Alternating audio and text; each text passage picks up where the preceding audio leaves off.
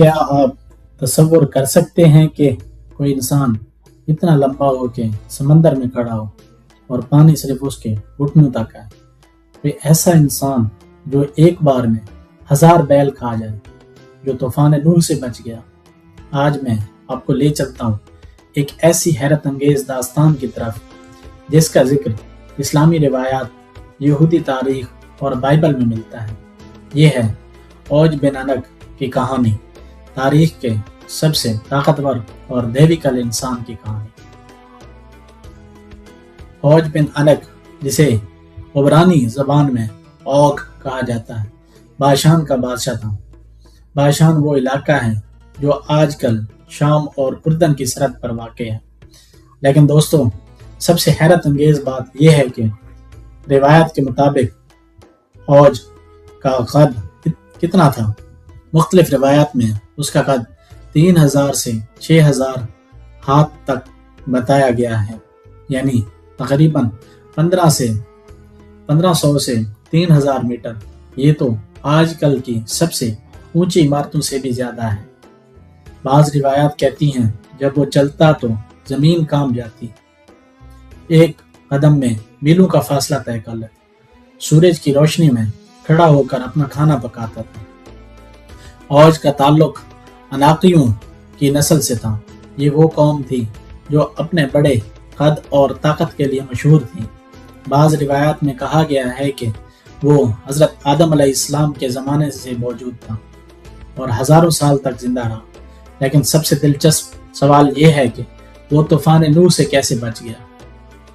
दोस्तों, कुरान पाक हमें बताता है कि तूफान नूह में सिर्फ वही लोग बचे जो हज़रत नूह अलैहिस्सलाम की कश्ती में सवार थे।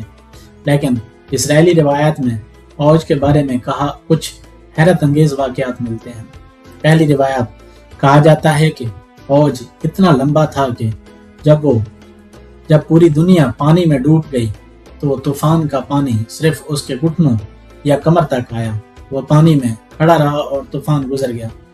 दूसरी रिवायत, बाज़ रिवायत कहती हैं कि औज ने हज़रत नूह अलैहिस्सलाम से दरख्वास्त की, ऐ नूह, मुझे भी बचा लें।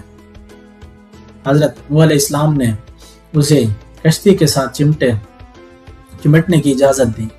औज कश्ती के ऊपर बैठ गया और हज़रत नूह एक ख़ास खिड़की से उसे खाना देते रहे।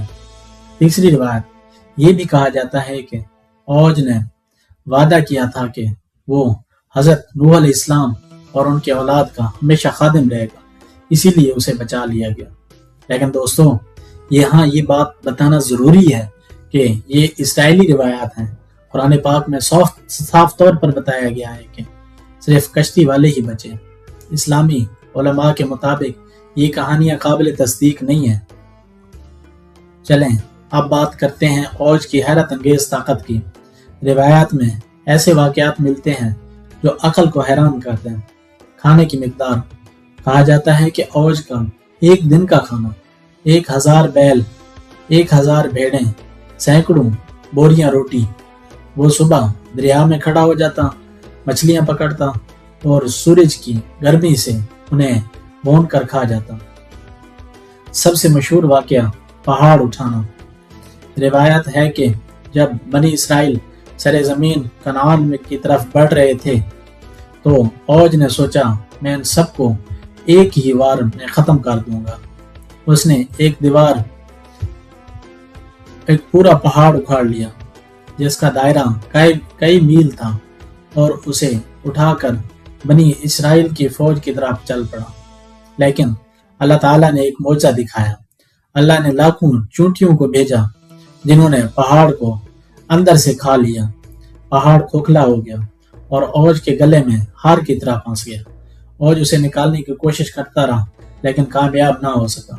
कहा जाता है वो बादलों से पानी पीता था, एक कदम में दरिया पार कर जाता, उसकी आवाज आसमान तक पहुंचती। उसका बिस्तर पत्थर का था जो 9 हाथ चौड़ा और 20 हाथ लंबा था।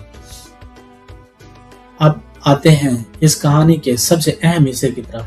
औज का हजरत मूसा अलैहिस्सलाम से मुकाबला। जब बनी इसराइल मिस्र से निकलकर सरे जमीन कनान की तरफ जा रहे थे तो उन्हें औज की सल्तनत से गुजरना पड़ा। औज बिन अनक बादशाह था और उसने बनी इसराइल का रास्ता रोकने का फैसला किया। बाइबल किताब बाब 21 में लिखा है, फिर उन्होंने बाशान की तरफ रुख किया और बाशान का बादशाह औज अपनी पूरी फौज लेकर अदरई में उनसे लड़ने आया।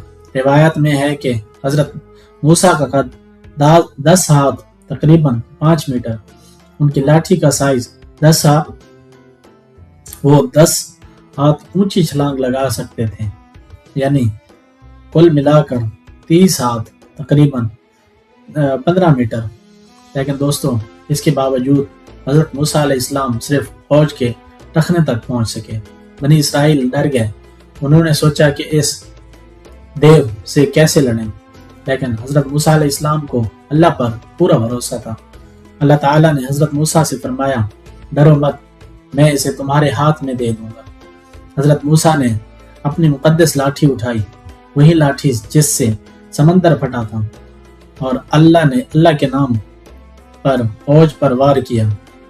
वो वार औज के टखने पर लगा और अल्लाह के हुक्म से वो अजीमुल जन्ना बादशाह जमीन पर गिर पड़ा। बाइबल कहती है, और खुदावंद ने मूसा से कहा, इससे मत डरो, और उन्होंने उसे, इसके बेटों और इसकी सारी कौम को मार डाला।